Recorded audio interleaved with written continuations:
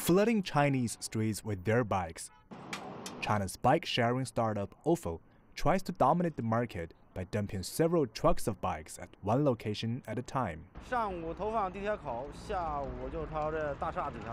We put these bikes at subway stations before morning rush hour and then key office buildings before evening rush hour. Sometimes the demand is so high that these bikes can be used up in a few minutes.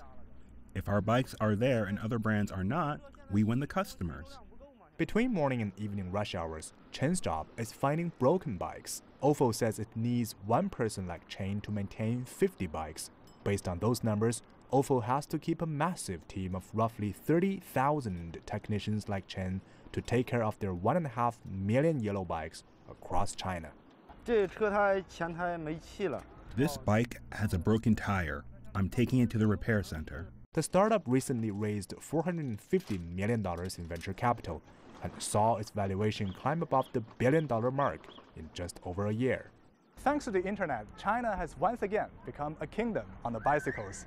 And here, Ofo is just one of the many companies that is riding the wave of this rising bike-sharing industry. In Beijing alone, there are over 20 brands already. In this crowded market, another billion-dollar startup is Mobike. The smart lock actually has GPS chips and also... Unlike Ofo, Mobike claims to have a smarter and less costly way of managing their bikes. Because each bicycle has a SIM card, has GPS, being able to tell where they are and be able to send data and communicate with the backend at real time, right? So we know where they are, we know the status of each one. So it's definitely a smart bicycle solution for Mobike. The GPS smart lock also allows the company to provide so-called bonus bikes, which offers users money to choose the bikes that are either distant or not in use after a long period of time. This actually helps us to improve our operation efficiency, and meanwhile, people having fun by getting bonus after riding the bicycle.